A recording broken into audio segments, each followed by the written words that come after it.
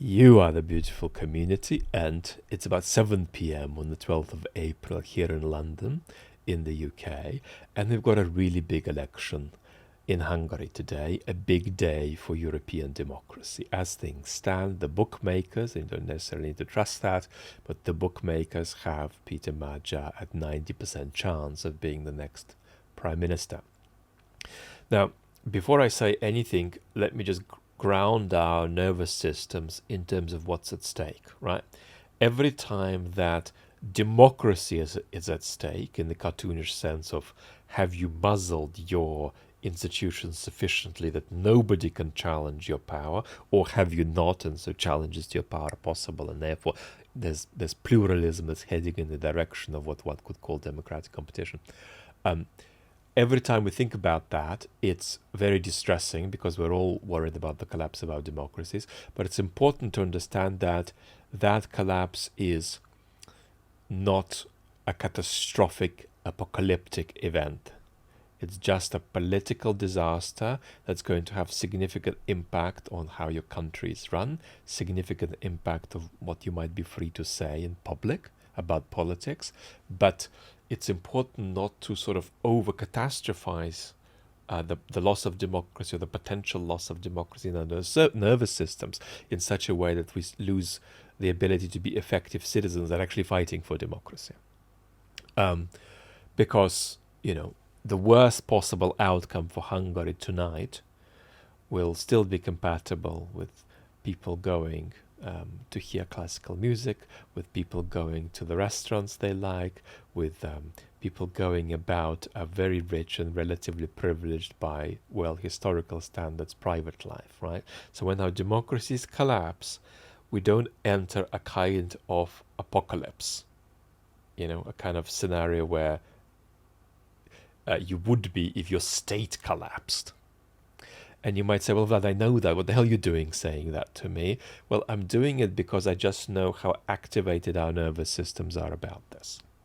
And it's important to put this into a kind of perspective where our nervous systems know the difference between quite bad, bad, very bad, really, really bad, and the worst. Now, what's happening in Hungary is so powerful because it feels a little bit like a laboratory experiment for several things. Now, one of the things it's a laboratory experiment for is what authoritarian leaders do, authoritarian leaders who have done a lot to muzzle different institutions of state when an election goes against them. How do they react? How do their allies react?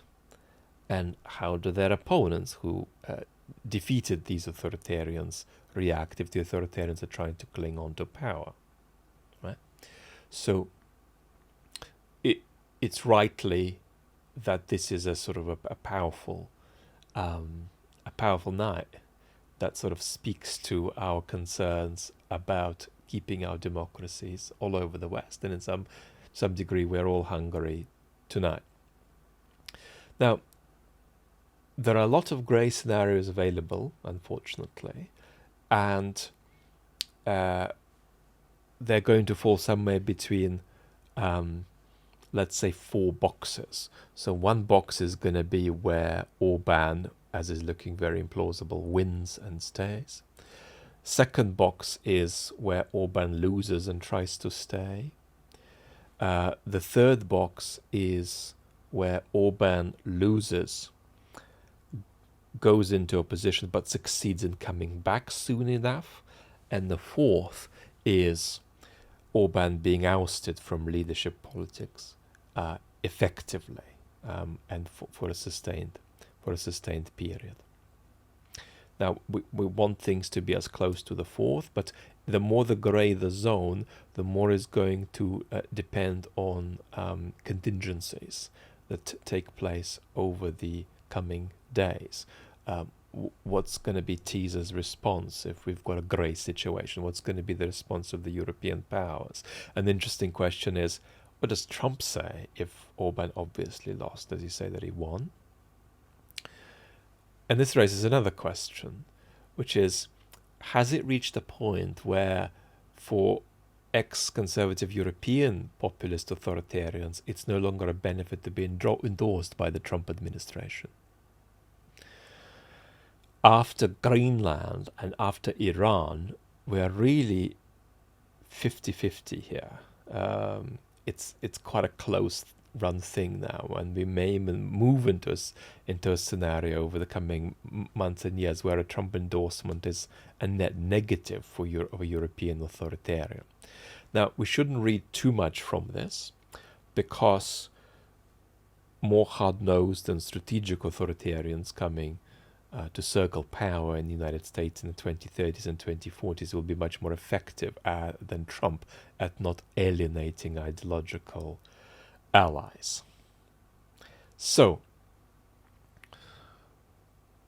if we get close to the best case scenario, and by the way, don't over-romanticize this, right? A new government would have real difficulties getting things done in Hungary. The economic situation is really, really tricky. There's going to be real concern over polarization in society. And there's going to be a need to manage Orban loyalists. So this is going to be a government under pressure with great constraints.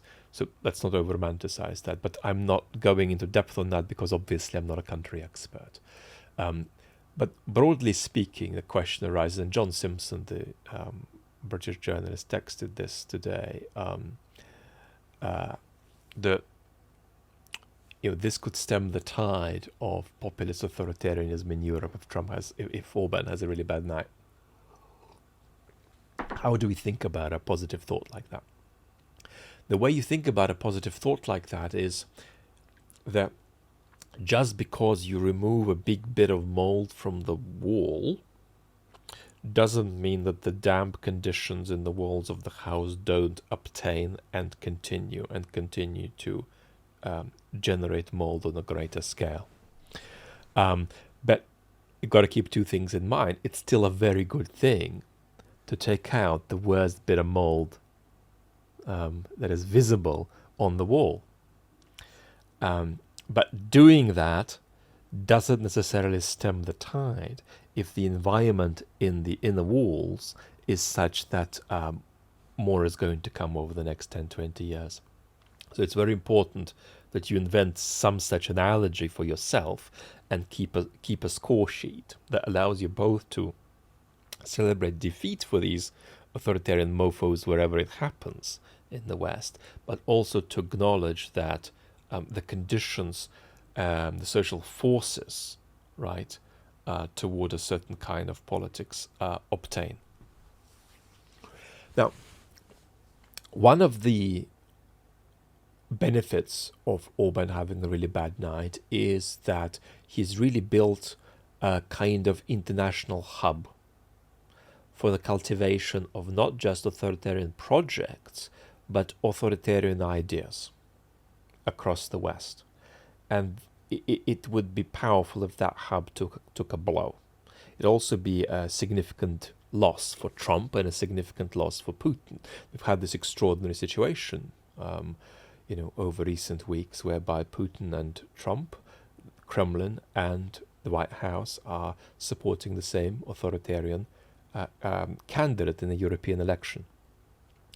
So it's really important to understand that there's a lot of good news that can come out of tonight, but don't confuse that with some kind of a shift in the tides of Western politics. Ex-conservative authoritarian parties are on the up. That remains true, even if this particular repulsive authoritarian has a really, really bad day. So it's important to keep these two things in mind. Now, let me just make an intellectual point here, because there is a kind of a global intelligentsia which focuses on generating projects to undermine democratic institutions. And that intelligentsia will take a blow with Orban's defeat, because he's played such a central hub-like role in facilitating it. But it'll perpetuate, and it'll learn, right? This is still early for these authoritarian populists. They still don't know what they're doing. They are sort of 12 years old. They haven't grown up yet. We're going to deal with the grown-up versions in 10 years. So their kind of politics are politics that are making a lot of mistakes. Their ideas are ideas that are making a lot of mistakes from the point of view of them getting the success they want. So this is going to be also a laboratory test for them about lessons to learn for the future. So we got to understand that this is the long game, and we are somewhere at the end of the beginning of this game, right? If this is a football match and we want to keep our democracies, we're in minute 17 at the moment. We haven't got anywhere near half-time yet. And then we're going to have another 45, 50 minutes to go after the break. So, this is where we are. It's important to not tear our hair out every minute, because it's about where we are by minute 90. We want to keep our democracies over the next 10, 20 years to come. So this is my somewhat big picture 2 cents. We'll keep together over the next day, if not over the next hours. And lots of bad luck to Viktor Orban.